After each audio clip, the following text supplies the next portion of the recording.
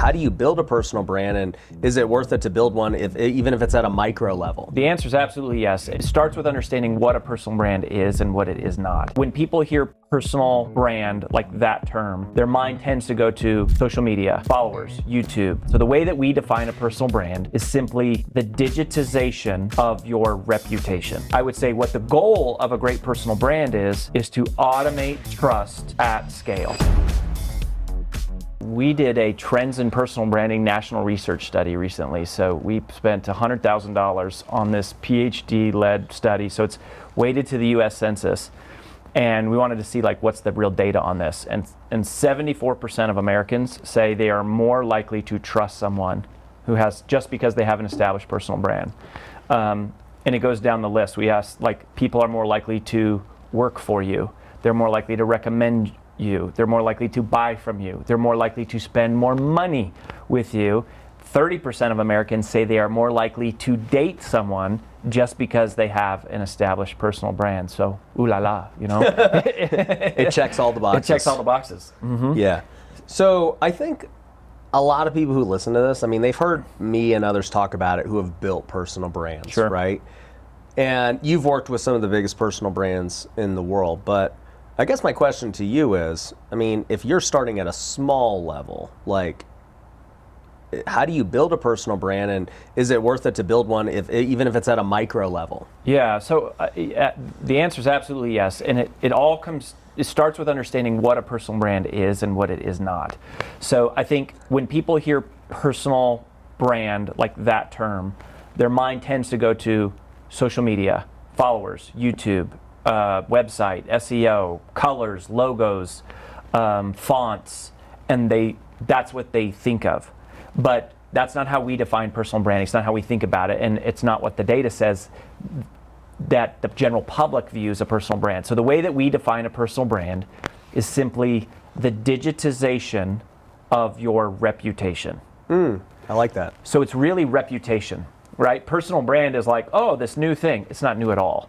It is an age-old concept of reputation. The only part that's new is the modalities in which it's expressed, the vehicles, We can put our personal brand out there at a much larger scale than ever before. It's scale. And if you want to combine what we've talked about so far, I would say what the goal of a great personal brand is to automate trust at scale. Automate trust at scale. And that's what the tools of the day allow you to do. So it's the same as a reputation has always been, right? If I don't know about you, I can't buy from you. If I don't know about you, I can't recommend you. If I don't know about you, I can't like you. I can't talk about you. Like you can't do anything. I can't do anything. You're just not known. I have to know you. And this absolutely translates directly into money. Yeah. Right. So we another data point, 63% is the number of people who say they would spend more money to buy from a personal brand versus buying from a company. And they're willing to pay more money from someone who offers the same service as a big company, but they'll buy it from a person who they know and they trust, because we trust individual people. So it's a really big deal, and it translates so many ways into money, but it's really about trust, right? Like that's the real game that we're playing. Yeah. You know what's interesting is you mentioned two things, right? Some people might first think about, when they hear personal brand, about followers, right?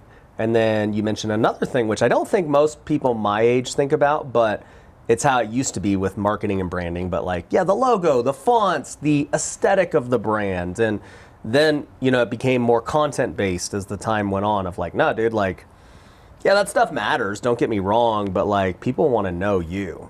And I just think it's interesting how it's evolving to becoming more or less brand focused. Like, yeah, the Wealthy Way brand is great. Right. Mm-hmm. But that's like, pretty.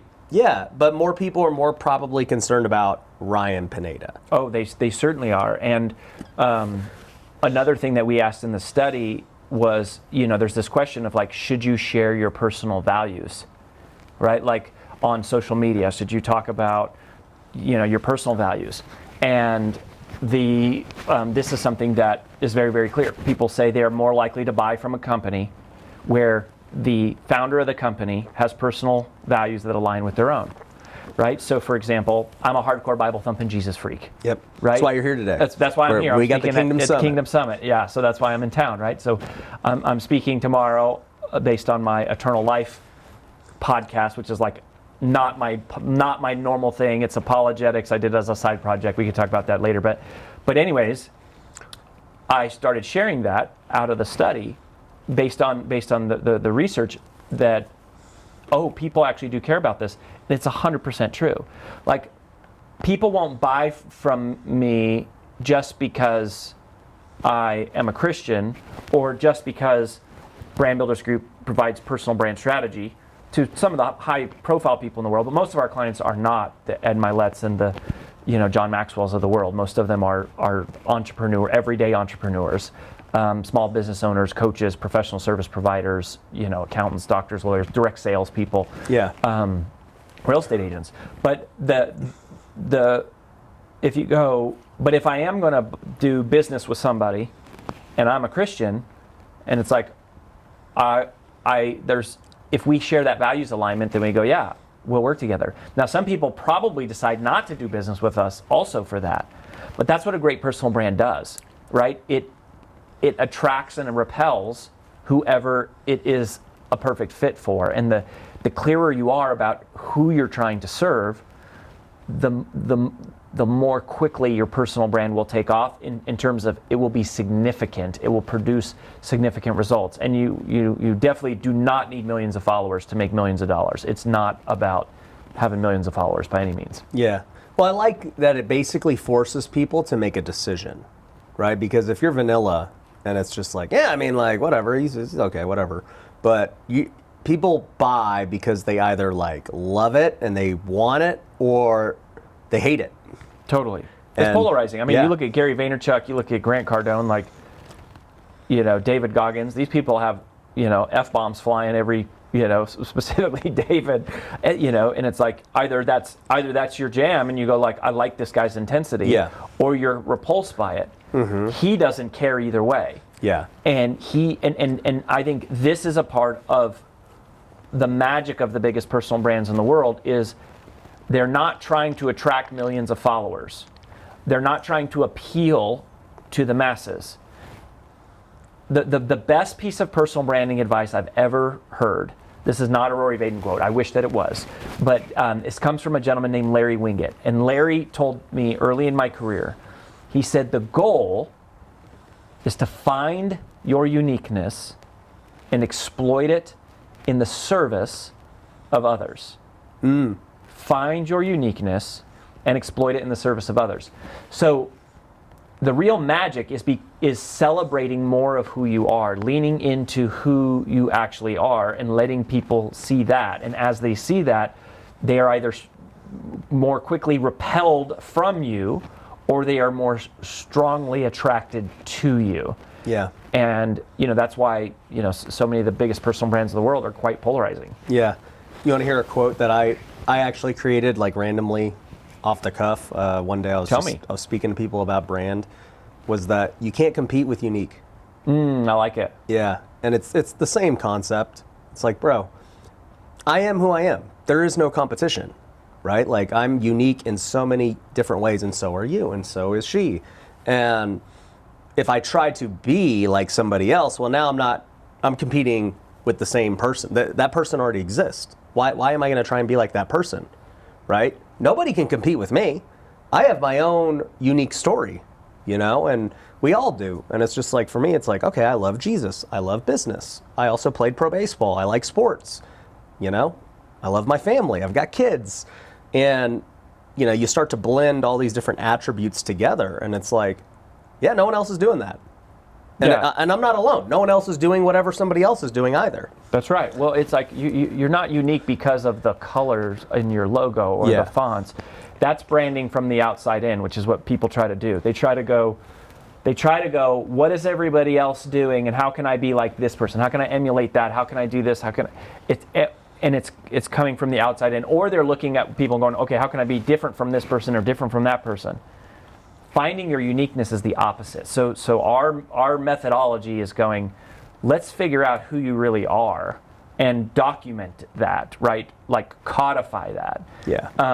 And then from there, we extrapolate that outwards. Yeah. And go, we don't care what the competition is doing. Like, we don't care if there's other people who talk on the same topic. Like, there's not that many new ideas going on, specifically in an online world. But we call this the law of the frequency. And by the way, this ties into imposter syndrome, right? So one of the reasons why people don't build a personal brand is because they go, oh, well, somebody already does that, right? Like, Ryan's already out there teaching real estate investing or whatever he's doing, and Tony Robbins is doing whatever he's doing, and Mel Robbins is doing whatever she's doing. And they go, well, there's already somebody doing that. Yes, but they're not doing it in the way that you would do it. Right. And the law of the frequency says that people can only hear the frequencies they are tuned in to. So, like, take a radio, for example. There could be 2 radio stations in the same city playing the identical same song at the same time.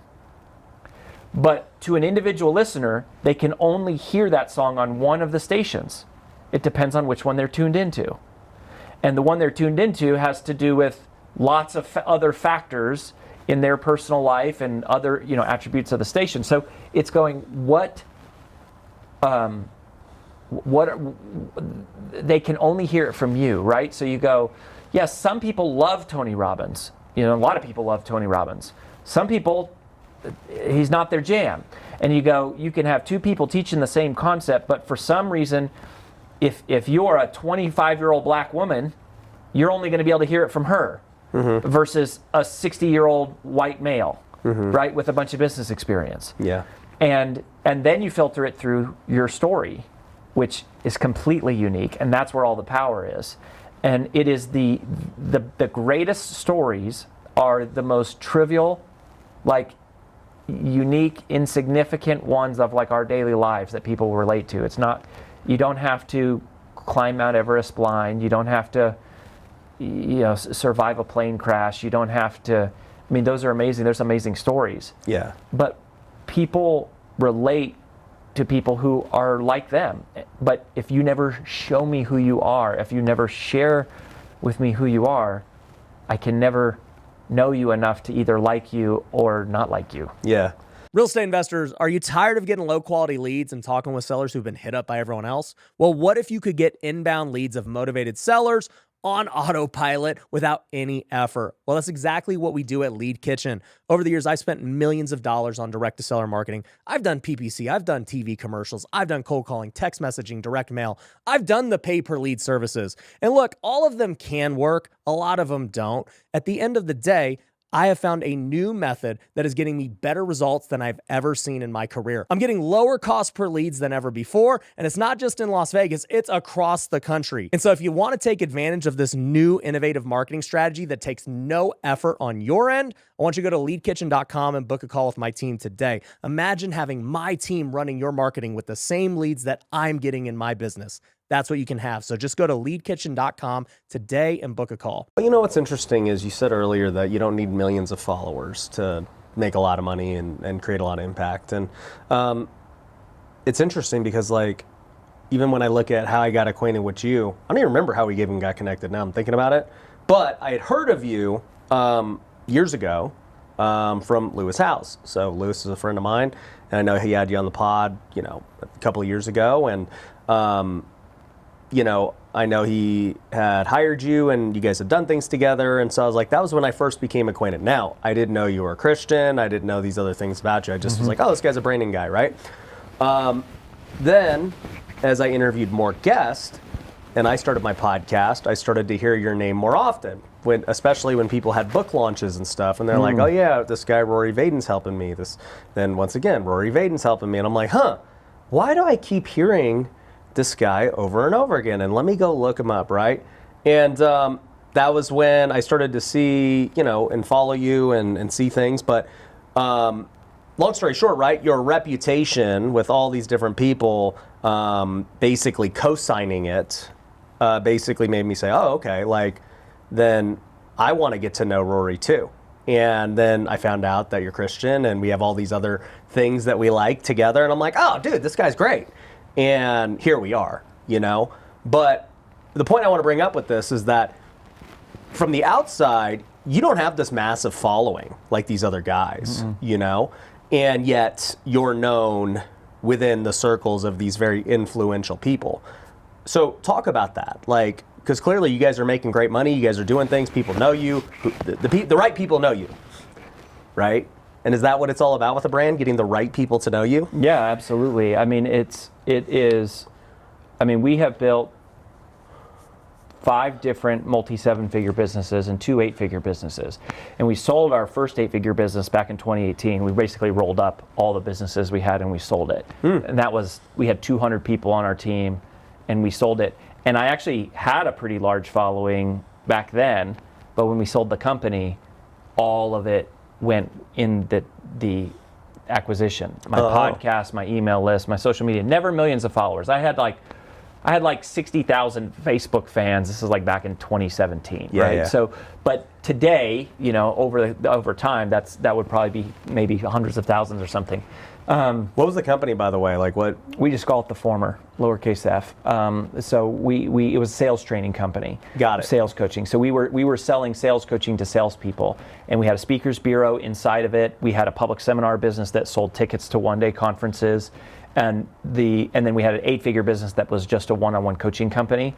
And then we also sold, you know, my books. So my book, Take the Stairs, hit the New York Times when I was 29. That was 2012. And then I had a TED Talk go viral in 2015, which was all engineered, right? Like a lot of what we do at Brand Builders Group is teach people how to do things that I was, you know, figuring out, that we were figuring out, my wife and I. But that's not what we were in the business of teaching people how to do. But I had helped Lewis as a friend with his first book to hit New York Times. And then Lewis actually called us the day we sold our former company, and we had lost touch. And he said, I know we haven't talked in a while, you know, my business is growing, but I'm spread really thin. You know, I'm not keeping as much money as I should have. I'm working like crazy. I'm doing all of these different things. Is there any chance you could help me? And it was like, I guess so. The calendar is wide open. And so Lewis spent 2 days with us, and he was the one that said, you know, this is one of the most powerful experiences I've ever had. And this is your new business. This is what you guys were born to do. I know so many people who need help with this. So we started working closely with Lewis in 2018, and it took him about 8 years to go from 0 to 30 million downloads. And then we worked really closely with them for like a couple of years, and over the next 3 years, they went from 30 million to 500 million downloads. It's crazy. And the strategy that we did with Lewis is exactly the same strategy that we applied to ourselves, which ties directly into your question here, which is that you don't need to be all things to all people. In fact, the reason why most personal brands fail is because if you have diluted focus, you get diluted results. We have gone from 0 to 8 figures in 5 years again, right? It took us like 12 years to do it the first time, or 10 years to do it the first time. We did it in 5 years with Brand Builders Group the second time. We don't have millions of followers. Like, I don't have millions of followers like you're saying. Yeah. Somebody actually asked me that question too, is they were like, how come all these people with millions of followers are hiring you guys to like help them with their monetization strategy? I said, well, there's a lesson in that. You shouldn't be impressed with people who have millions of followers. You should be impressed with people who make millions of dollars from a few followers. That's a much more. That's harder to do. That's harder to do, but it's a much more reproducible strategy. And the strategy is serve your current customers in a deeper way. And you don't need the whole world to know about you. You need, for most people, to double your income, double your business. You don't need millions of followers. You don't need thousands of followers. You don't even need hundreds. For most of us, most small business owners would double or triple their business, their best year ever, with 24 of their perfect customers. You need 24 great customers. And you know where you're most likely to find your next 24 perfect customers? It's not from strangers on the internet. It's from your 24 past customers. If you blow the minds of your 24 past customers, just think about this for a second. Rather than being so focused on trying to always sell to strangers on the internet, if every single customer you had ever had referred you to one client, you would double your business. That is a much more likely, reproducible, systematic, faster strategy than selling to strangers on the internet. Now, we're not against selling to strangers on the internet. We're not against making big impact. But people think that that's a fast way to make a lot of money. It's not. Marketing is slow. Marketing is slow. Sales is fast. Marketing is slow. Sales is fast, right? Marketing brand takes time. Its trust is built over 60-second clips over a really long period of time. Sales is, I can knock on your door, which is what I did in college, right? I did this for 5 years. I can knock on your door, have a 30-minute conversation with you, and collect a check for $1,000 and we never met before. Yeah. That's fast, right? Brand Builders Group, our whole strategy is we teach everything we know for free. This is the content strategy we teach and to clients and that we also use. We teach everything we know for free, and then we offer people a free call with our team. And on a free call, we can assess whether or not we're a good fit to work together. And we have programs that are very, very affordable, all the way up to like high-end coaching with me one-on-one, which is outrageously expensive.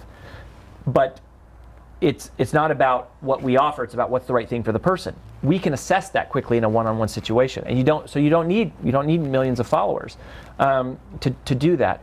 And just like I love that you shared your story about how you met me, because you didn't go, oh, I found this guy online, he's so impressive, let me have him on my show. Right. You probably had 5 people, 10 at the most, say, have you heard of this person?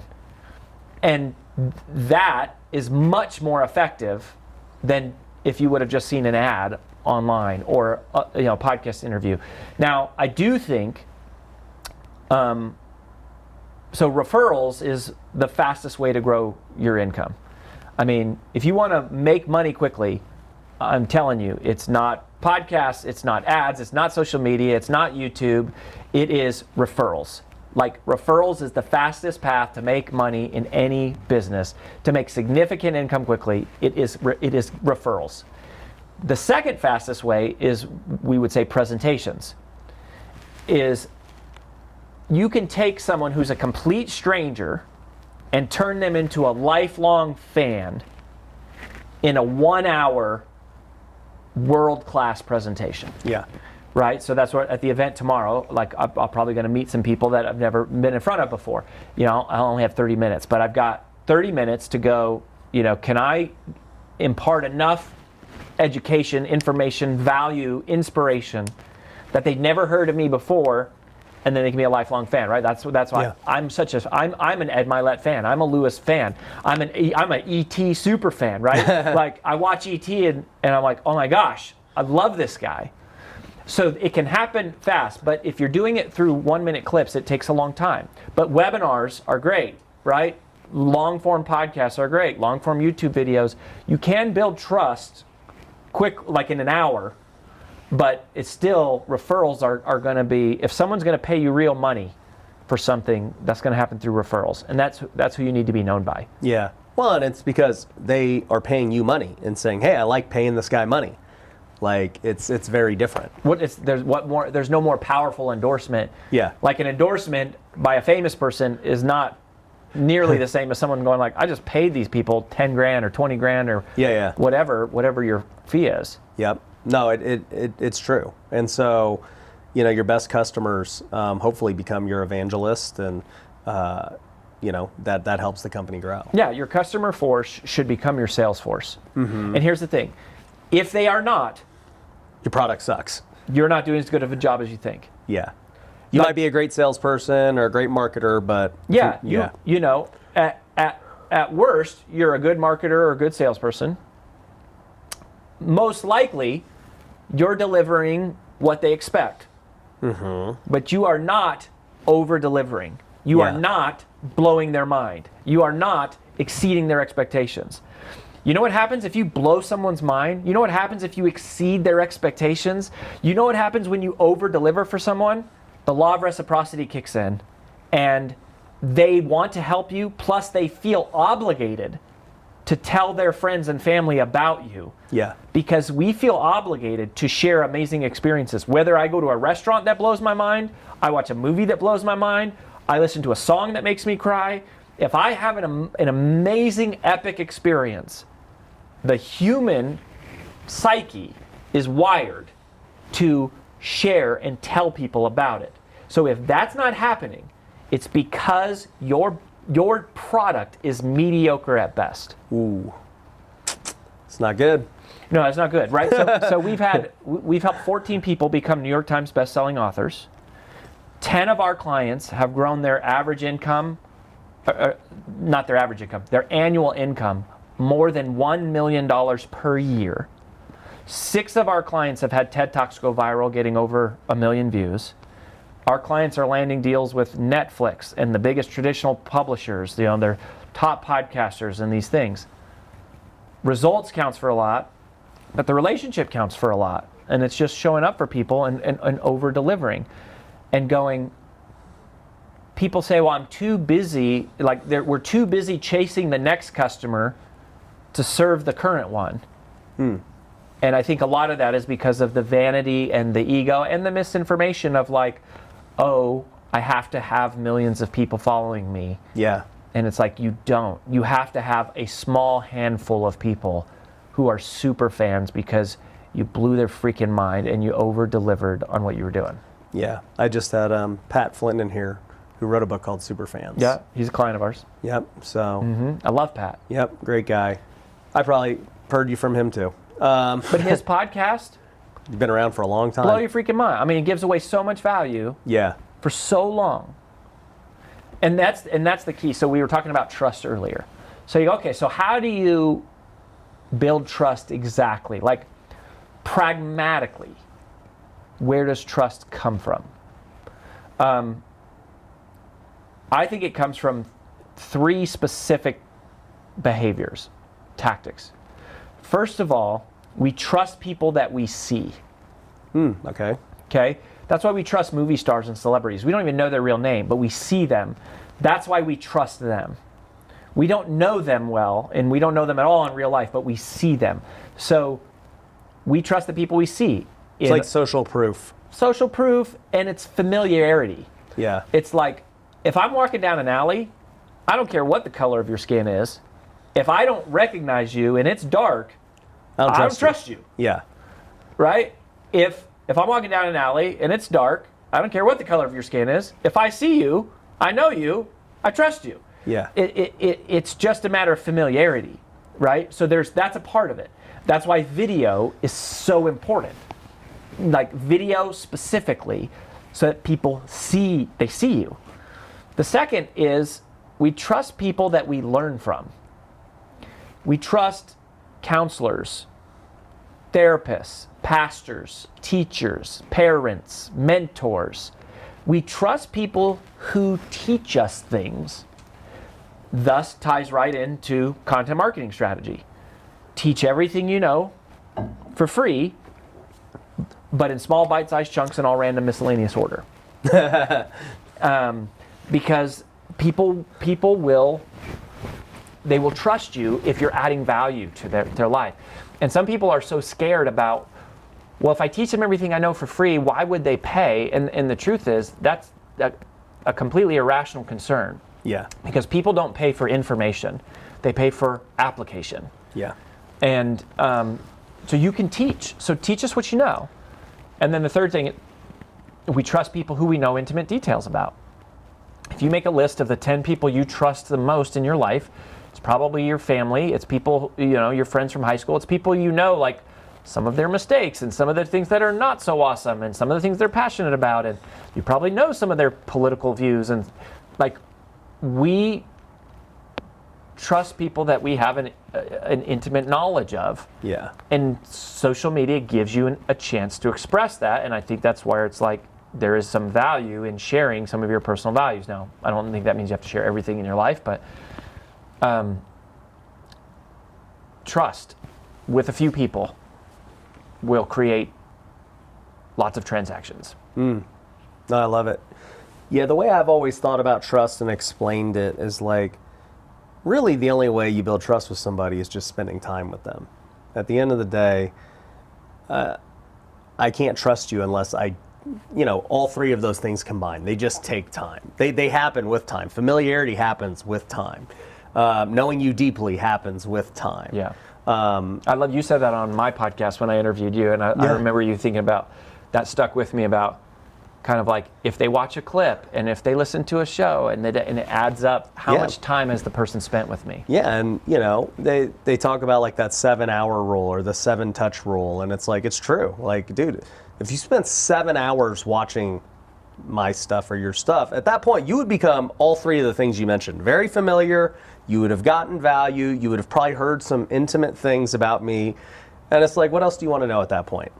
At that point now it's just a matter of whether or not you're ready to do it. Yeah, the trust is there, and that's why the personal branding of like automate trust at scale, it's really powerful, because we can have a conversation and you can have thousands of people tuning in. Thousands of people can be spending time with you. Yeah, and that's a game changer, and that's why it's like if you've been resistant to building your personal brand, launching your show, doing whatever, I think it's an error in judgment. Like, it's not a fad, right? This isn't a trend.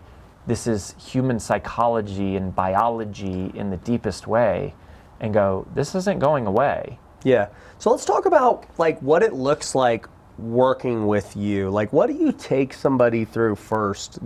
And let's just take me for example, right?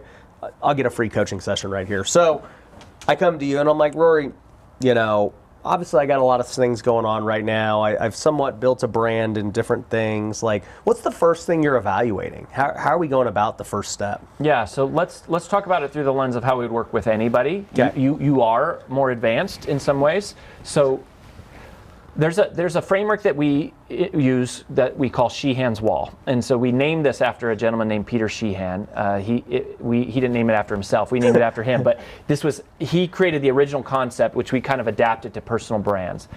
But the way that Shehan's Wall works is that in any given vertical or geographic area or industry, there's two groups of people. There are those who are unknown, right? They're living in obscurity. Okay. And then there are those who are well known. They've got notoriety. Okay. And in between is this huge invisible wall that we call Shehan's Wall. And what the people who are unknown are trying to do is they're looking at people who are well known and going, ooh, I want to emulate what they do. So, they look at Gary Vaynerchuk, and Gary talks about, sports and music and entertainment and Web3 and social media and business and wine, and so they're like, well, I've got lots of topics, so I'll talk about lots of topics. Or Tony Robbins has, Unleash the Power Within and Date with Destiny, and he's talking about like spirituality and making relationships money. and money and business mastery and all the things. And so they have lots of topics. So then they figure out like they want to have be in all the different places. So it's like, okay, I need to have a podcast and YouTube and Instagram and X and Pinterest and Snapchat and whatever. So then they're on like lots of platforms. The other challenge is one of the main challenges is they have too many audiences. And so they're going, I want to, some of my followers are like my friends from high school, and some is grandma, and some is like, I want to, help single moms, but then I've got like all my business colleagues, and then, I've got, this other group that I want to serve, and I have my current business, but then I have like my new business. And so they're like trying to talk to lots of audiences. And then another major fatal mistake is they hear what I think is some of the stupidest advice on the internet for people just starting out is that the goal is to have multiple streams of income, like lots of streams of income. Mm-hmm. Yet everybody who got rich from one amazing stream of income. Yeah. The way you multiply that wealth is by diversifying. And that's very representative of how Shehan's wall works. Okay, so the way that Shehan's wall would work is you go, what most of us are doing is talking to too many audiences about too many different topics on too many different platforms, and we have too many different ideas for monetizing, because every time you go online, someone says, webinars are the key to getting rich. No, you should start a mastermind. No, you should have a membership site. So you should self-publish a book. You should become a speaker. You should do high-end retreats, sell live events, like become a keynote speaker. And it's like, okay, I'll do all these things. Yeah. And that's, by the way, this is exactly what Lewis was doing. He had 17 revenue streams when we started working with him. And so what happens is, if you think of an actual wall, okay, this metaphor holds true. If I take a sledgehammer and I start hitting on all these different areas of this wall, I'm not going to make much traction. Like if it's a concrete wall, I'm just going to get frustrated and tired. Right. But if you pick a spot on the wall and you hit that same spot over and over and over and over and over, eventually the paint will chip, then it'll crack, then a little opening will happen, and then there'll be a divot, and then eventually there'll be a hole. And once you crack through from hitting that same spot again and again and again, then you can just reach through and pull the whole wall down. Mm-hmm. And if you look at the most successful personal brands in the world, this is what they did. It's not what they're doing now. Yes. But it's what they did. And this is why everyone is so confused. Because people love to throw Gary Vaynerchuk in my face to go, well, he doesn't do any of this. He talks about all the things. And he says, you should talk about all your passions. But how did Gary actually break through the wall? In the beginning, he talked about one subject. Wine. On one platform. YouTube. And that is how Gary broke through the wall. Yep. In the beginning, Tony Robbins had one event. He had one experience that changed everything. Walking on fire. Brené Brown has become one of the most influential people in the world.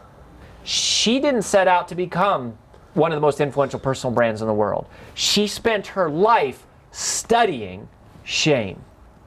She is a researcher from the University of Houston who spent decades studying shame. And she owns the topic of shame. You can't talk about shame and not talk about Brené Brown. Dave Ramsey did the same thing with debt, right? So I've known Dave for years. I spoke for Dave's company when he had less than 200 employees.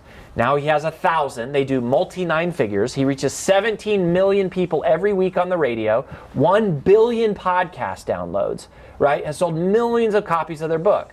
Yet, Dave has been saying the same thing every day on the radio for 3 hours. 7 baby steps to get debt free. Yeah.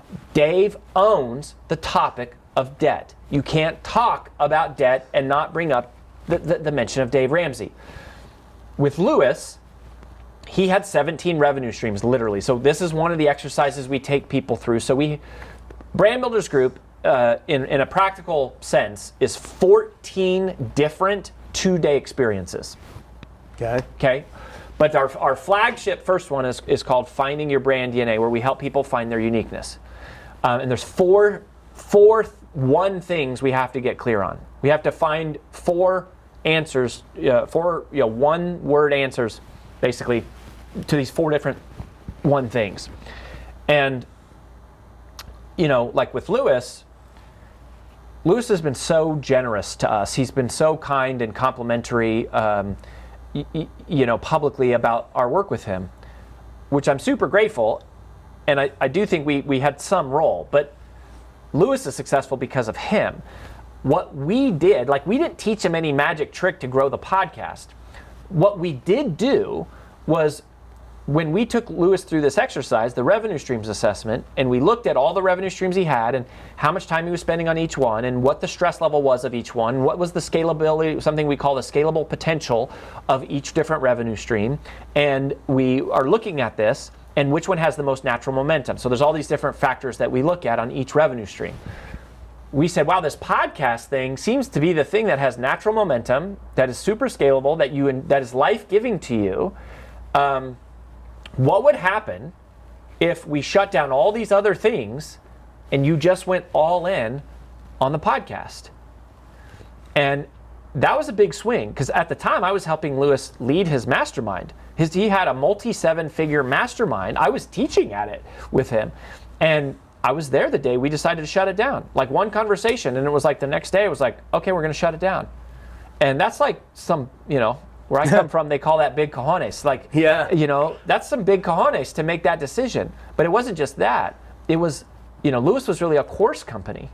He stopped selling courses. He was speaking, like he stopped doing speaking. Like he shut down all of these things because our core central philosophy is that if you have diluted focus, you get diluted results. Yeah.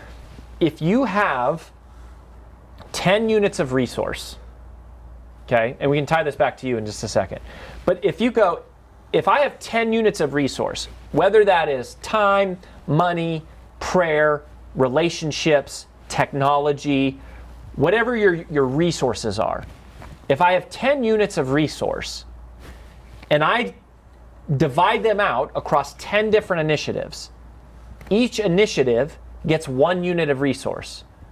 That's how the world operates. It is a bunch of people expending average level energy across many different things.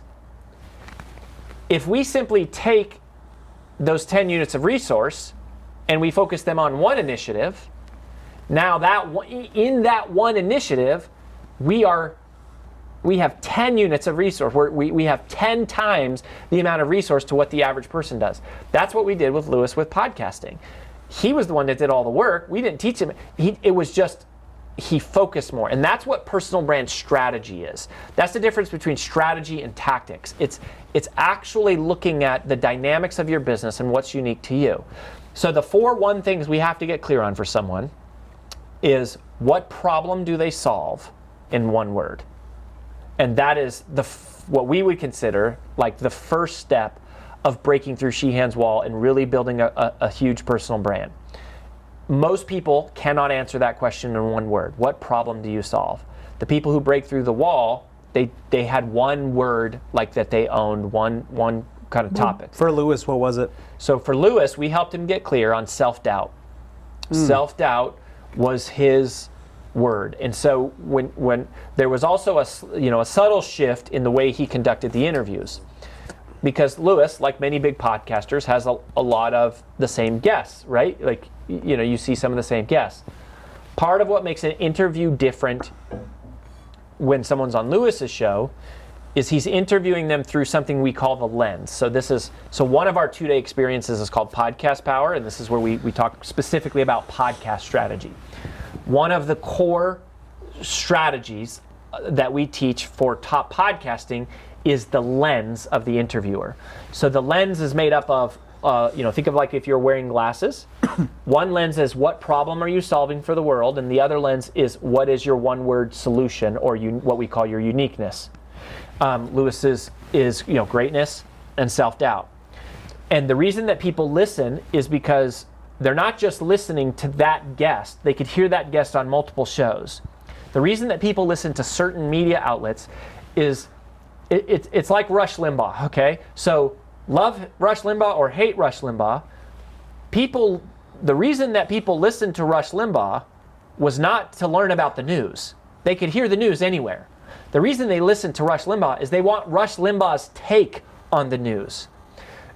When you are an interviewer, that's very different than when you're a presenter. And this is interesting because this is a very narrow area of everything that we talk about. Because most of what we do is more of like you're a presenter, but podcasting is specific. You're the host. So your job as the host is to filter the guest's experience through a consistent lens that the audience is interested in, can learn from time and time again. Not just interview a bunch of people on a bunch of random smattering of topics. Yeah. So what problem do you solve? The other thing is, who do you solve that problem for? In one phrase. And this is something that I think a lot of people have wrong. I love Simon Sinek. I'm a huge Simon Sinek fan. He's one of my favorite leadership authors. And he so famously said, start with why. And he's talking about great companies start with why. to be a great personal brand, I don't think you start with why. I think you start with who. Because the moment you become clear about who you're serving, every other single downstream decision becomes clear. What topics I should cover, how long my interview should be, what platforms I should be on, what guests I should have, what are the things that they need, what I should sell to them, how much it should cost, how long it should take. When you are crystal clear about the who you're serving, everything else becomes clear. Plus, I would actually argue that for most of us, our why is a who. For most of us, the reason why we do things is for our kids. It's for our spouse. It's for our grandkids. It's for our legacy. It's for people who are underserved. It's for people who are lost. It's for people who are struggling. Most of us, our why is very much connected to a who. The clearer you are about your who, the clearer everything else becomes. So what problem do you solve? Who do you solve it for? How do you solve that problem in one sentence, which is extremely difficult to narrow down? How would you boil all of your advice down into one sentence? And then the fourth is, what one revenue stream matters above all others? That people make less money by chasing lots of revenue streams versus figuring out what's the one revenue stream that I'm going to dominate. What one revenue stream matters above all others? What one revenue stream are all others subservient to? It's not that you can't have multiple revenue streams, but you have to be clear on this is the one we are planting our flag on. So for us, our primary business model is not working with private clients like Ed Mylett and Lewis and all these people that you know. It is our one-on-one flagship monthly coaching program. That is what we orient our entire business around, optimizing that offer to be the most bang for the buck. We spend the most time perfecting that marketing pitch, that audience, creating content specifically for that person. Now we have a downstream version of that, and then we have an upstream version, which are private clients. But that is our flagship, and we are super clear about that, right? Like we coach people. We're a training company who coaches people one-on-one. And that gives us a lot of clarity, which allows us to serve that person really well. Most people, like for what they invest into our coaching program, it blows away every other coaching program, or like many coaching programs, because it's our core focus. It's the only thing that we do. And so all of our retention and all of our strategies are dialed in on that one thing. So the first 2-day experience is about getting clear on those one things. So let's tie it back to you. If you look at how far you've come really far because you've been pretty consistent about real estate investing, I would say. You've been pretty clear and consistent about serving that person. Now, here's the thing about breaking through the wall. You break through the wall by becoming the world's leading authority, or one of the world's leading authority, on a very narrow space, a very narrow niche. But once you break through the wall, then you can expand and you can do whatever you want. Grant Cardone can do whatever he wants. The Rock, yeah, he can have a skincare line, which he does. He can have a tequila line. He can have a clothing line. He can be an actor. He can be a wrestler. He can be a comedian, because he's the freaking Rock. Like, he can do whatever he wants to do. He's broken through the wall. But 99.9% of the people who ever hear this are not through the wall yet. Yeah. And if you try to do that, you're never going to get through the wall. In fact, you're going to bounce off the wall, and you are creating the very noise in which you're trying to escape from. You are part of the noise. To break through the wall, you have to become the world's leading authority on one thing. And before I was the book launch guy in this private world, I was one of the world's leading authorities on procrastination. I studied the psychology of procrastination. I invented 2 terms: creative avoidance, which was unconscious procrastination, and priority dilution, which was the chronic overachiever's procrastination. And I broke through the wall at 29 years old, getting featured in mainstream media, hitting the New York Times bestseller list, having TED Talk go viral, because I was studying procrastination in such a deep way it would be hard for anyone else to compete with me. Now, when we sold that company, that was leading into, specifically, we were solving procrastination for salespeople. And I'm assuming that was a problem you had. That's why you studied it? Yes, and it was a problem that our audience had, which was salespeople. Yeah. And we had so much clarity. We were solving procrastination for salespeople, selling one-on-one coaching for salespeople. Can I add to that too? A lot of people I've interviewed we're friends with, it seems like their podcast and other things are built around their own, problems that they had, their own issues. When you talk about Lewis and self-doubt, he's talked a ton about his own struggles with that. And I think a lot of these personal development guys like Ed and everyone else, I think it's because that's something they struggled with. So it absolutely is. Yeah. So if you asked me the question, Ryan, you said, okay, what's the secret shortcut to finding your uniqueness? Right? I'm telling you, it's a 2-day experience. There's 4 different questions, 4 different things you have to get clear on. Is there a shortcut? There is a shortcut. And we didn't know the shortcut when we started the company, but we know it now because we've done this with thousands of people. And the shortcut came when we started training our strategists, when we started to scale as a company, because we had to identify patterns. And this pattern was by far the most clear. And so here's the shortcut. We realized that for all of us, you are most powerfully positioned to serve the person you once were. Mm-hmm. Yep. You are most powerfully positioned to serve the person you once were. That what we train our strategists to do is ask these questions and look for these answers, because it's very straightforward. As we say, what challenge have you conquered? What obstacle have you overcome? What setback have you survived? What tragedy have you triumphed over? All of that pain that you have been through is simply a path to prepare you for the person you are meant to become, so that one day you could reach back and help someone else. Exploit your uniqueness in the service of others. That is the secret path to finding your uniqueness. Part of the reason why we're having so much success at building personal brands is I know what it is like to go walk through an airport bookstore and go, how do you get your book on that shelf? And how do you get that New York Times bestseller stamp there? And my dream was sitting in an audience, watching the person on stage going, how do you get to be that person on stage in front of all those people? And how do you get to be so funny? Like, what does it take to learn? One of the things we teach is the psychology of laughter. We teach that in our mastery presentation skills one. And so it's like, I am serving the person that I once was. We are serving, right? So my wife and I own Brand Builders Group together. We were business partners in the former company, but in this one, it's just the 2 of us. So we had other partners in the first business. But she's the CEO of Brand Builders Group. I'm more like the CMO, and we're the 2 co-founders. But then we have our team. But if somebody wants to become a best-selling author, speak on the biggest stages in the world, have a huge podcast, automate trust at scale, we're some of the best in the world, because that's what we've spent 20 plus years doing.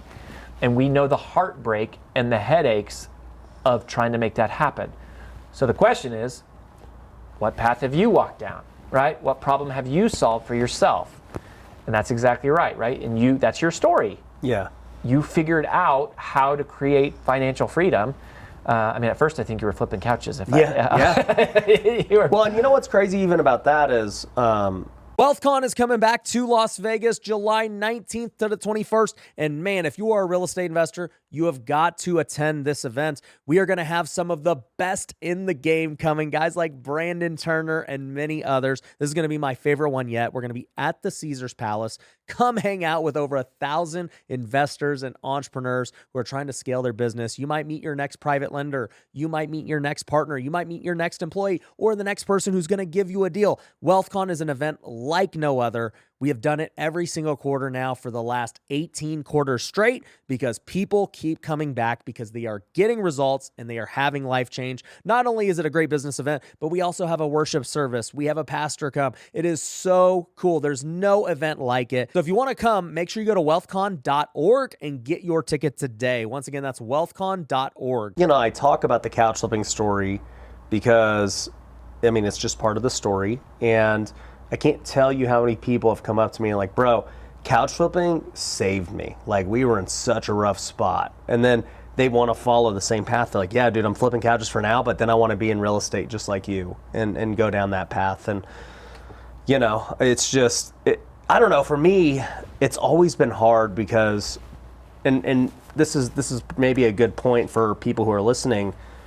As I was building my brand, I did not know any of these things we're talking about. I just was doing it as it was happening. You've done it intuitively, as many of the greats have. I think you've done a lot of this really well, Ryan. Okay, thank you. And I just was like, well, you know, I was a Spaceball guy, and that was my identity. And then I just started flipping couches, and then, you know, house flipping happened to work out. And, you know, I started talking about it, and that led to new opportunities. And, you know, then we threw events, and like, here we are. I don't even know how we got to this point, you know? And then like the brand itself just kind of like developed as time went on, and we've rebranded and we've done different things. And it by no means was pre-planned like many people would think. It was just like through going through it. Yeah, you were hitting the wall all over the place and eventually started to notice traction and lean into it and eventually found the hole. And I think wealth for you is huge, right? Mm-hmm. And you go, you've been pretty consistent, and that's why you're having success. And in many ways, you're breaking through the wall. Now, I do think, you know, if we were having a private client session, probably one of the things I would ask you is I would say, who is your who? Are you really crystal clear on exactly who your who is? Because the temptation is chasing dilution. The temptation is chasing diversification. Yeah.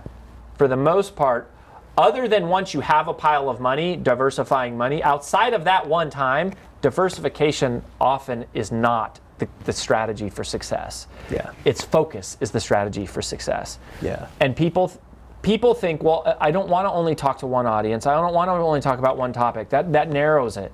It's not. It's a paradox. The more narrowly focused you are on reaching one type of person, the more people you reach. Yeah.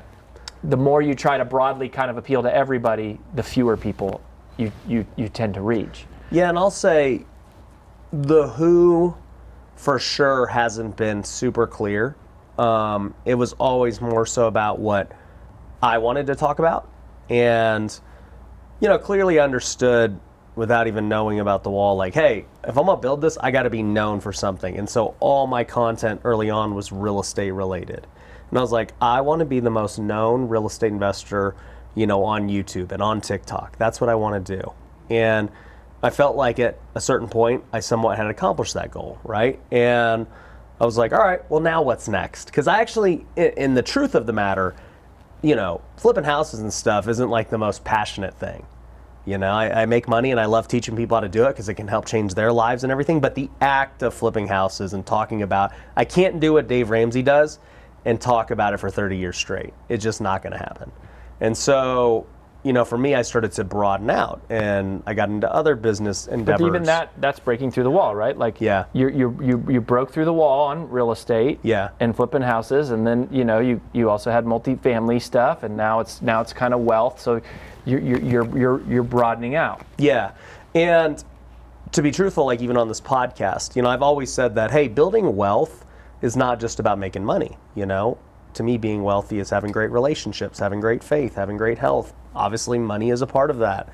And that was what the wealthy way is really meant to be. And so I've had experts on this podcast from all types of things. I've had health experts, I've had money experts, real estate, pastors, and all these things. And like, it's interesting watching the results of it, because some of the things I'm most passionate about personally get 0 views, right? Like every time I have a pro athlete on, because that's part of my life, they always flop. I'm like, dude, this guy was an MVP. Nobody cares that watches this podcast. It's kind of amazing to me, right? But then you think about it, and it's like, yeah, sports fans, guys who are diehard sports fans, most of them are too busy being fans of other people to build their own business and change their life. They're the typical 9-to-5 guy. They watch sports. That's what they do. And it makes sense. And, now if I were to think about it and I was to say, hey, what would like really hyper growth this podcast? Who's watching it? Just thinking about the things you just said, what lens are they watching it from? I think it does need to all revert back to, how does this apply to making more money, building more wealth? Well, the cool thing at your level is data would tell you that answer, right? So initially we start with instinct, passion, heart, purpose, path. Yeah, and then sports don't work. And then data, data tells you the answer. And you can just give people more of that as long as you're still passionate about it, right? Like otherwise you got to sell it, or you just go, I don't care if I make less money, I'm just going to, like financially speaking, you can make money pretty logically, but sometimes emotion comes into it anyways, and you go, no, I'm going to choose to make less money. That's a mature decision to make at some point. Yeah, and so this is actually a talk I had with Neil Patel. He spoke at my last WealthCon. He's a genius guy. I love Neil. He's a genius. Yeah. And he's been on the podcast twice, and he's told me this twice in a row. And I think it's funny because like what got me through breaking through the wall and then broadening, I feel like I'm now back to consolidating again and going back to the thing that got me through the wall, which is real estate. Yeah. And Neil challenged me on the last podcast. He goes, Ryan, and for those who don't know, Neil's like probably a billionaire, and he's not even 40.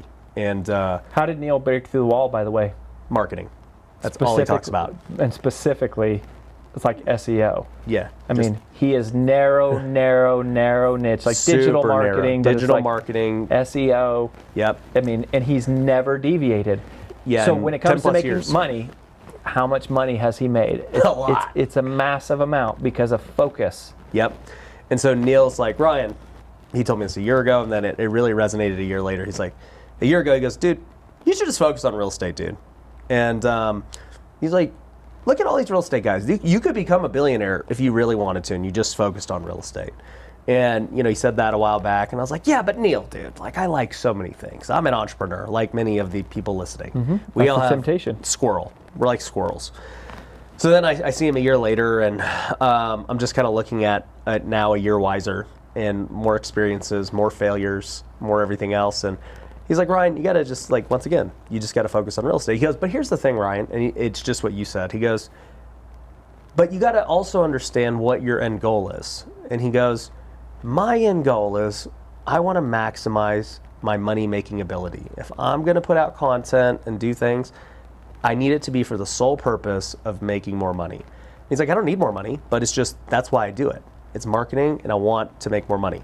And he goes, do you know what's going to motivate you? Like, is it just to make more money, or what is it? And I go, honestly, Neil, it's to bring people to Jesus. At this point in my life, like I've made a lot of money, and I know I'll continue to make money one way or the other. And I go, so I just want to bring people to Jesus. And he goes, kind of jokingly, he goes, well, there's a lot of real estate people that need Jesus. And I was like, that's true. So I would agree with that. I mean, that tongue in cheek, that is funny. But I go, we're telling us this to our clients all the time. They're going, yeah, but it's like I want to help people like transform their whole life, like all areas of their life, their money, their family. Go, yeah, great. Why don't you do that for real estate investors? Right. Like teach real estate investors how to like do all of those things. Yeah. There's plenty of them. Yeah. And by the way, this is something that has been a really profound spiritual truth that I've been sitting with a lot lately. Is for the devil to win, the devil has a pretty low bar. The devil doesn't have to defeat you. The devil doesn't have to destroy you. The devil just has to distract you. Mm-hmm. I heard you say that on the Eternal Life podcast. I like that. The devil doesn't, the devil just mainly wins by distracting. Wins by distracting. Yeah. The more I can keep all y'all people distracted away from God's word and away from Jesus, the entertainment, social media, like the more I keep y'all distracted, like easy win, right? Like Netflix, easy win. right? Who wants to sit down and read Leviticus when you can watch Bridgerton? Yeah. Right? Like it's that takes a discipline, and if you're not consciously choosing it, if you're not consciously choosing a disciplined life, you're unconsciously choosing an indulgent one. Right. And that's what all the devil has to do. Same is true in our business. The reason why personal brands fail is because of distraction. Yeah. Diluted focus, diluted results. It ultimately comes down to distraction. And it never goes, the temptation never goes away. Never. So when you look at making money, it's very simple. What audience can you serve in the deepest way? Yeah. This is why we actually launched a publishing company, book publishing, called Mission Driven Press. It's a hybrid publishing company because we realized, for the traditional publishers, we love them, we work with them a lot, but they're having a hard time adding value to the chain because they don't know much about selling books. Yeah. They know how to make books. They know how to get them in stores, but people and buying they can them get on them in Amazon. stores, right? But now it's like we don't need stores. Like, yeah. So you go, what's the value you're bringing to the chain? And going, well, we can find people to make books, and so we launched a hybrid publishing company. We're distributed by Simon & Schuster. So now we can have hardcover books that look like a Simon & Schuster book, are printed by Simon & Schuster, are distributed by Simon & Schuster, get all the same places, but the author owns the rights. Because we're the ones who know how to sell the books. The authors don't know how to do that either. Yeah. I mean, it's like writers write, editors edit, publishers publish, distributors distribute, retailers retail, and nobody knows how to sell a freaking book. and so, but like Robert Kiyosaki said, it's not called New York Times best writing author. Seller. It's New York Times best selling author. So we're really good at selling a lot of books. You've niched down into books. Right. And your niche has changed over the years. Well, if you look at the wall and you go, where did we really, really break through the wall? It was really like book launches. I mean, we've had three clients pre-sell 100,000 copies of their book using our system, and all three of them blew up. Yeah. Like their speaking fees go to $100,000. Like not because of us, because of them, but to go like this works. Yeah. And go, we understand, and it's not hacks. We're not gaming the system. You didn't even know that was going to be the thing. It just, you helped Lewis, then all of a sudden you help another person. You're like, dang, people really First want we did this. it for ourselves, then we helped Lewis, then we happened to sell our other company. Yeah. Then God puts Lewis right in our lap, and we do it again, and then it's like people started to refer us for that. That's natural momentum. And that's where I hear about you from these people. Right, because we're serving them. I mean, those are life-changing moments, right? Yeah. You hit the New York Times, like your life changes. Yeah. It's a big moment, and that's where you go.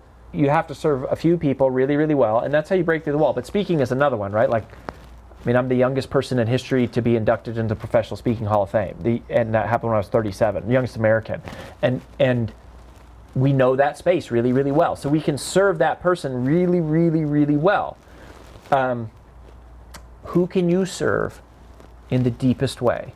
Yeah. Whose mind can you blow? But even you're still serving different niches within kind of the same thing, right? But like, you're like, yo, you want to launch a book? We're your guy. You want to learn to public speak? We're your guys. You want to learn to build your brand? We're your guy. Now, they all are intertwined. Personal brand strategy. Yeah. Right. But like we can help realtors. We're not a real estate coaching program, but it's like if you want to build your brand and you want to use speaking and books and content and social to do that, certainly we can help there. Yeah. But it's like if you want to be an author or speaker, it's like you would be hard pressed to find anyone more qualified in the world than us. Like, just straight up, right? So we have some tangential areas that we serve, some tertiary audiences. Yeah. Everybody does. You would too, right? As you go, some people are going to listen that, maybe they're not investing in real estate yet, but they're out there on the peripherals and they're paying attention because they're called to it, and then they move in. But I do think, money-wise, it's a clear path to making a lot of money if you can simply ask yourself the question, what audience can I serve in the deepest way? Yeah. Because that's who you can transform. And remember, they don't And then pay once for you've made enough money, you get to decide. You can expand into whatever you want. Well, and this is what happened with Neil. So in the conclusion of it, I was like, dude, at the end of the day, my end goal is to bring people to Jesus. I go, that's the end all be all, right? And then, like I said, he jokingly says, well, there's a lot of real estate people that need Jesus, right? And like you said, that's true, right? You can really dial in on those people. Because I'm not going to appeal to everybody, right, who wants to find Jesus or doesn't even know about him, right? So, but what he said was, but what's interesting, Ryan? Because Neil does nothing with real estate, right? Yet he's speaking at my event. He's on my podcast, right? You're not here as a real estate expert, yet you're on the podcast. And he goes, what's funny though, Ryan, is like, most of your content I enjoy has nothing to do with real estate. And he goes, there is something to be said about that because, and I was like, well then, yeah, if I only talked about real estate, you and I would likely not be friends. And we would not likely have a relationship. I wouldn't get to know you and know these things. And, that I could say that about a lot of the people that I know, right? Because they are not real estate people, So one clarification here, though. Remember the concept of the lens? Okay. When you find your uniqueness, it doesn't mean that you only talk about that one thing for the rest of your life. It means that everything you talk about is through the lens of that one thing. Got it. Right? It's like, I can have someone come onto our show and talk about tax strategy, but I'm going to interview them through the lens of what do personal brands need to know about taxes. Right. Right? You can have someone come on your show and talk about SEO, but if you're serving a real estate investor, it's like, what's the most, or marketing, what's the most relevant thing for that person? If you have clarity, that's where it's like. And I think at this point, if I had to just not guess, but just know intuitively based on the people we've sold, based on the clients, based on feedback, I think I more so serve just somebody trying to build wealth and make money. Sure. Whether they're starting a business, a side hustle, whatever, right? Because I think that's true. Yeah. I think the real estate investing it's just one way. It's a vehicle. Yeah. Right? It's not, and that's not who you were. And you I didn't start out as a real estate investor. Yeah, and I try to bring on, okay, you're talking about personal brand. Like, hey, how does that relate to anybody who's listening here who's trying to make more money in their business? That's it. Neil Patel's talking about marketing. How do we apply this to the salon, to the investor, to the content creator? Bingo. Yeah. I mean, that's wealthy way. I mean, I think you nailed it. And almost every title is terrible, and almost every brand title sucks, and I hate almost all of them. We have this thing called the 5 title test, and I can tell you why every title sucks. And the first time I saw yours and paid attention, I was like, whether you did it on purpose or not, you nailed it, and it's a perfect alignment for you and the audience and your journey and who you're attracting and what you're doing. So it's like, I think you're doing really good. Now, the other question I would ask you is to go, okay, so let's say you are clear on your who and you're clear on your what. It would be what one revenue stream matters above all others. And going, there's a lot of temptation to go, well, we could make money selling t-shirts.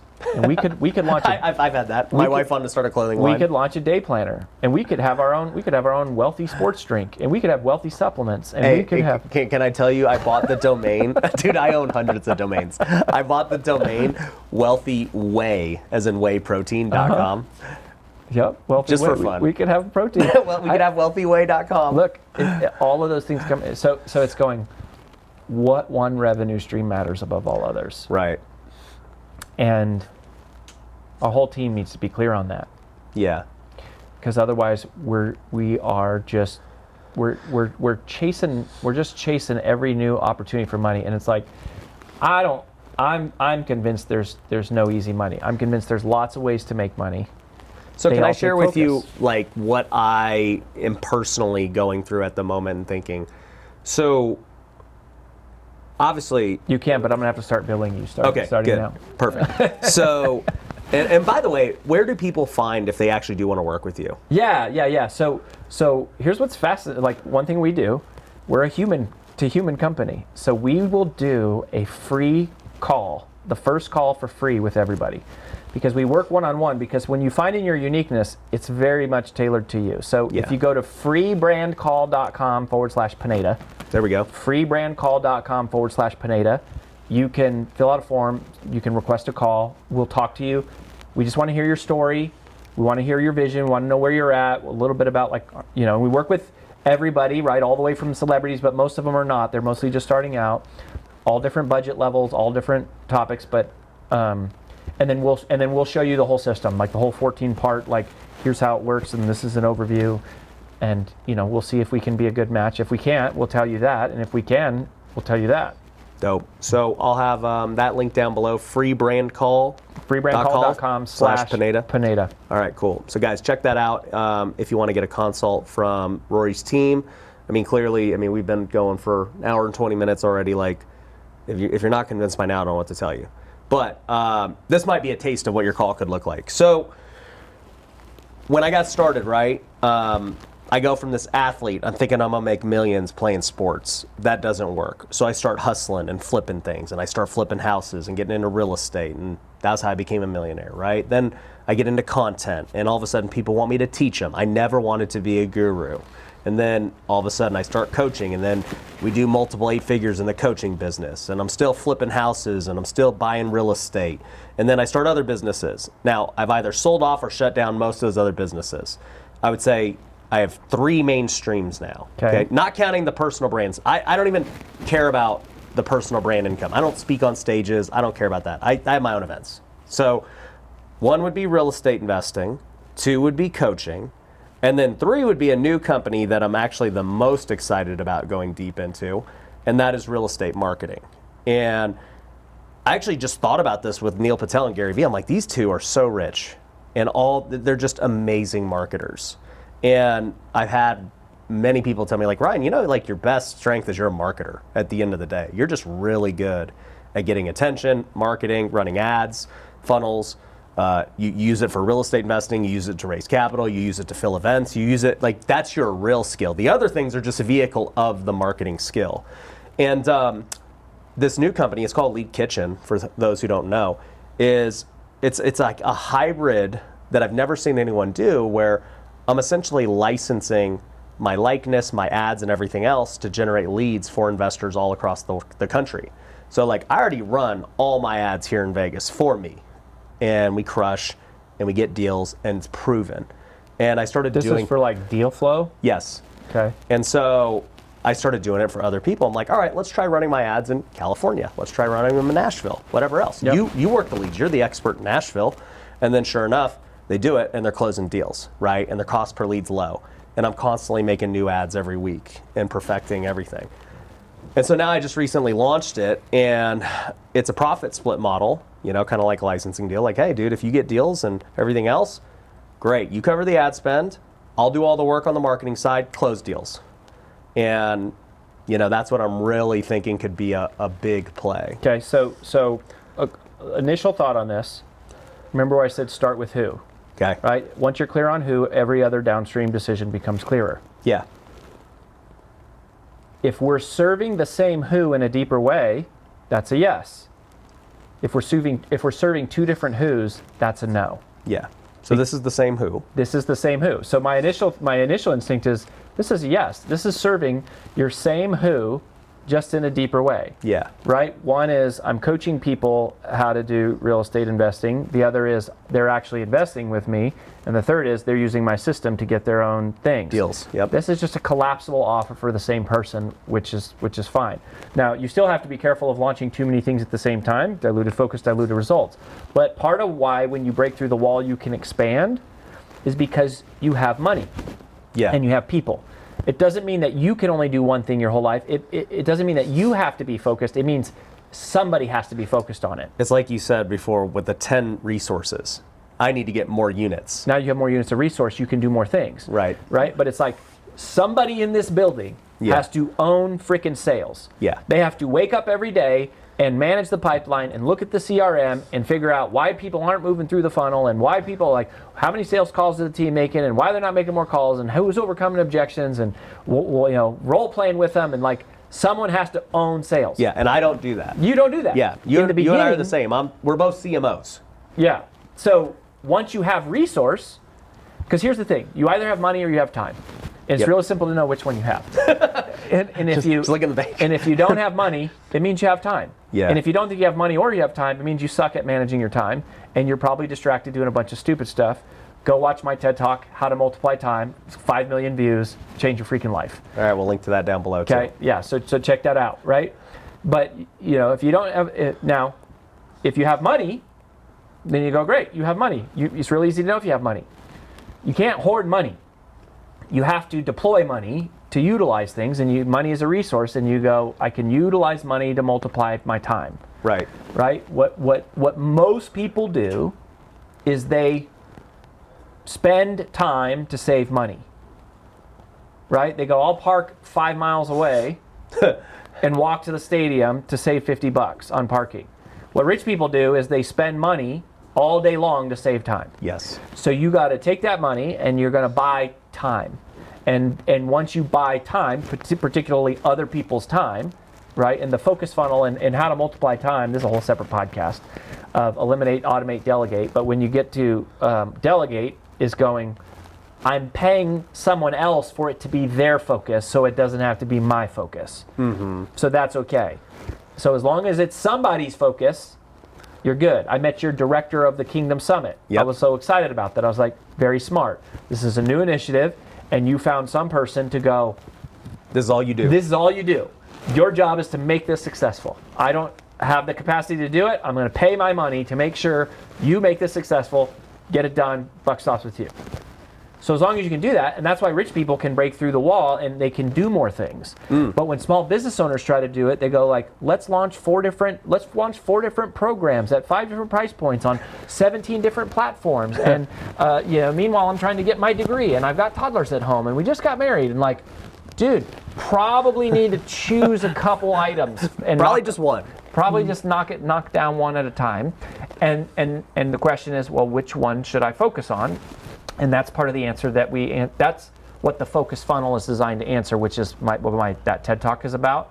Is the focus funnel is about helping you decide what is the next most significant thing and how it is possible to multiply time, which everyone thinks is impossible to create more time.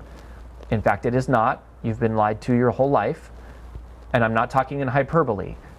We literally figured out, codified, how it is possible to create more time. And that is simple. You spend time on things today that create more time tomorrow. There is nothing I can do to teach you how to create more time inside of a 24-hour day. We all have 24 hours, which is 1,440 minutes or 86,400 seconds. But that's exactly the problem. Most people wake up and say, what's the most important thing I should do today? That is not how multipliers think. Multipliers ask, what are the things I can do today that create more time tomorrow? Right. You spend time on things today that create more time tomorrow. So that's how you multiply time. That's my whole second book, Procrastinate on Purpose, 5 Permissions to Multiply Time, TED Talk. But that's how you choose, right? That's how you get out of the startup phase, is you gotta be good at choosing the right task, which are the things that multiply. It's something we call the significance calculation, which is thinking longer term.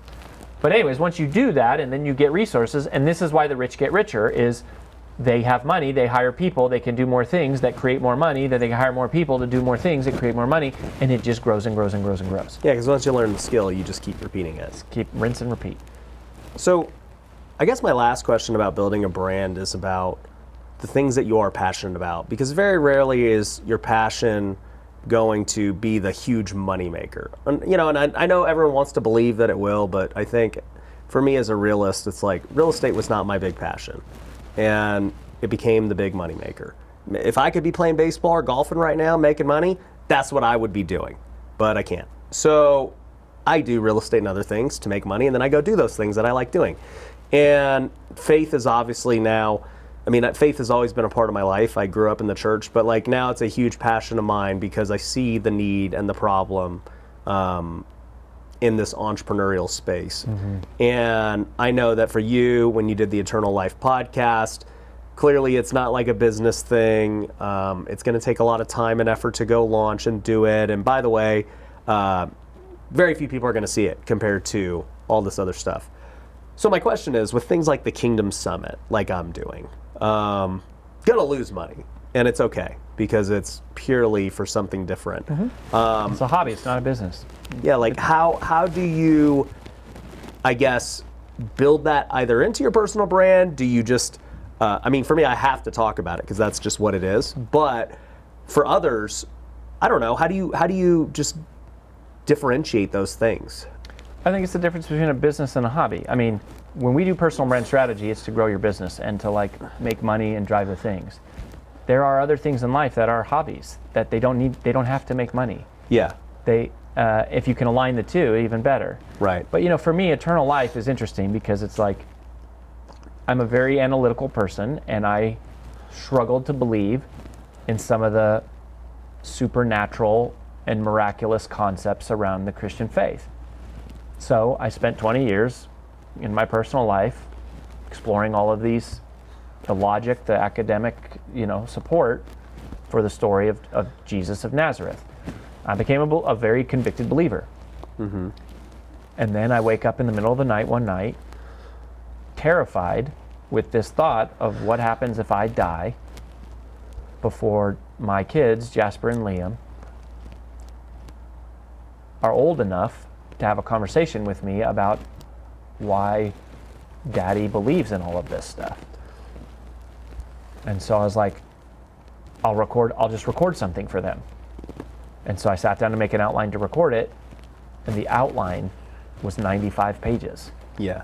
And I had no idea that I had accumulated that much historical, archaeological, logical, academic support for the claims of Christianity. And so I just recorded it, and then it was like, well, it's too much content to put on our normal podcast, which is all about personal branding. Yeah. So let's dump it on a separate one.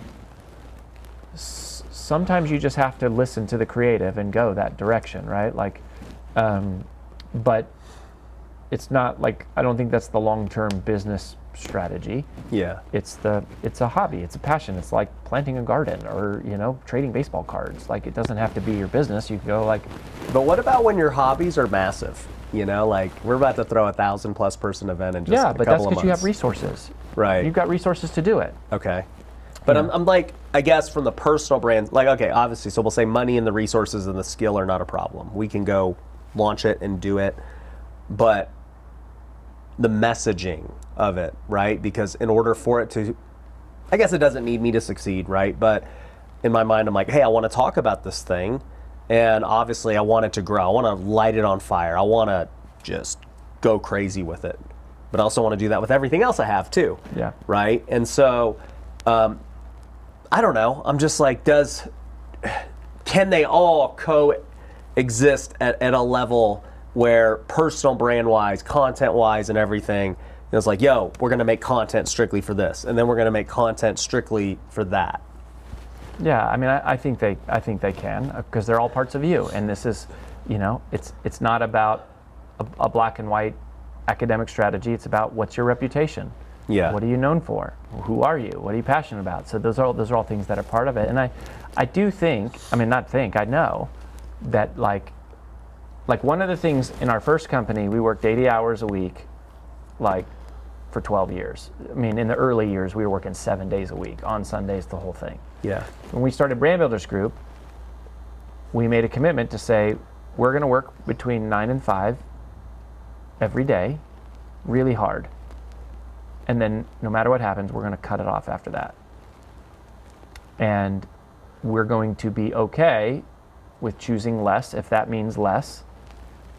But what's amazing is we got there much faster.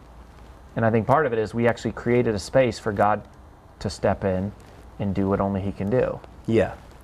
And in some cases, I think overwork is a sign of underfaith. Is to going, if it's to be, it's only up to me and I have to do it all. There is a lot to be said to go, no, I'm going to show up and do my part, and then I'm going to put it in God's hands and let Him multiply it. I would also say that I agree with that it's a sign of lack of faith. I would also say it's a sign of a lack of skill.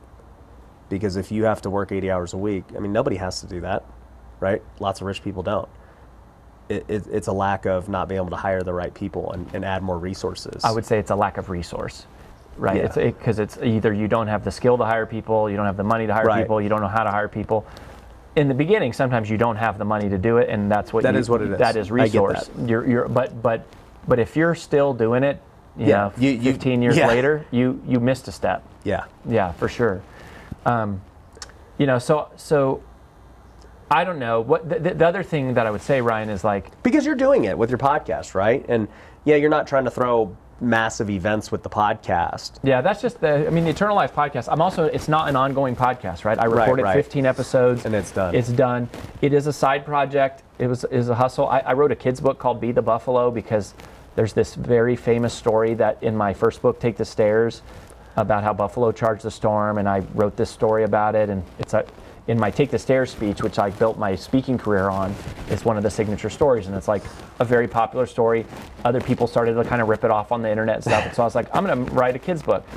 But it's like, I'm not putting focus in it. It's like, you're not not promoting the kid's book all the time. No, it's a hobby. Like, sure, it's here and there, like once in a while, whatever. But it's like, Brand Builders Group is the business. Yeah. Like, the problem we solve is obscurity, right? Our uniqueness is service. The message is serve the person you once were. Right. We help people become more wealthy and well-known. The reason they don't succeed is because of distraction. Right. And we have a 14 different 2 days experience to help them get clear. So you work with them for 28 days? If they're private clients, that's what they just buy a 2-day session at a time. Oh, okay, got it. So our flagship program, the moment they sign up, they get all their 14-day events. Like there's think of it as 14 different courses. Yeah. They're all recorded. They're different topics. Edited, PowerPointed, workbook, the whole thing. You get immediate access to all 14 of them the moment you sign up. Yeah. Because not everybody has to, the needs are different path for different people. Yeah. But if you, and then we repeat them as live events that people can come to and sign up and go. Yeah. We do like little small groups and stuff. But if it's a private client, they just go. It's one-on-one. One-on-one for 2 days, and boom, we knock it out. So yeah, to go through the whole thing would be 28 days. Yeah. But a month of my life with Rory. Yeah, but it takes like 6 months to implement everything from the 2 days. So you wouldn't want to just like do that. Just knock them all out. I mean, it would not be useful to do it that way. It's spread out over time, which is why we work with people for a long period of time, right? I mean, we've been working with Lewis since 2018. He's been through, I think, 8 of our 2-day experiences. He's still not through it. Yeah, no, he's still not. And he's, we're hopeful that he'll be successful one day. I mean, we're working on it. He might figure it out. He might get there. No, but you know what's he's funny? Crushing it. You know what's funny about him? So, we became friends, and it's funny because he had DM'd me on TikTok like a couple of years ago, and I didn't check my TikToks and stuff, and I was like, "Damn, Lewis Howes DM'd me. What the heck?" And then, we FaceTimed, and it was all good. But I asked him to speak at WealthCon, and I didn't know this, but at the time he was getting ready to launch his book again. This was back in a year ago, and he's like, "Hey, just want to let you know, like, I haven't spoken at a live event here, in the U.S. since COVID, before COVID." Mm-hmm. I'm like, "Dang, so it's been like 3 years," and I was like, "Dang, well, I appreciate you coming to speak. That's a really big deal, man." So I was super grateful that he did that. Well, when book launches happen, you pull out all the stops, buddy. I mean, it's like book launch is a major season of focus to do it right. Yeah. But so he doesn't do it much. Yeah, we bought some books and gave it to all the attendees, and he came and spoke, and he did great. Greatness Mindset, New York Times bestseller. Yep. So thanks for your support. Yep. And that we're all. There is no such thing as a New York Times bestselling author. There is only such a thing as a New York Times bestselling team. Yep. And it's always a group of people rallying behind to get it done. Yep. Well, Rory, I'm excited to see kind of where our friendship goes. I'm excited to hear you speak tomorrow at the Kingdom Summit. And I'm excited to just kind of see what you continue to do with all these brands and helping them out. And we'll link to the ways to work with you down below. It was so freebrandcall.com freebrandcall.com /Pineda. There you I go. feel the same way, Ryan. I love that you're so open about your faith. I am too. It's like ultimately Jesus is my only strategy, right? So it's like it would be dishonest for me to not share that. Yeah.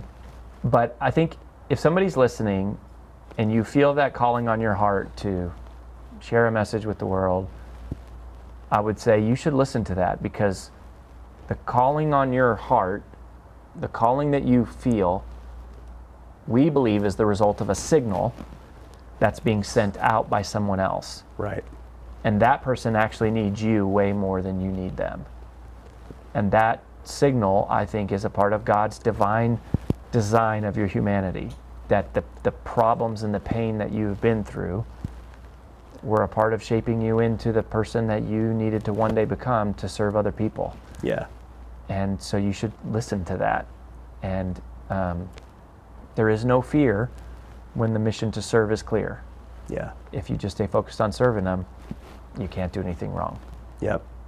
Awesome. Well, guys, I hope you enjoyed the podcast. Go check Rory out, and we'll catch you on the next one. Peace.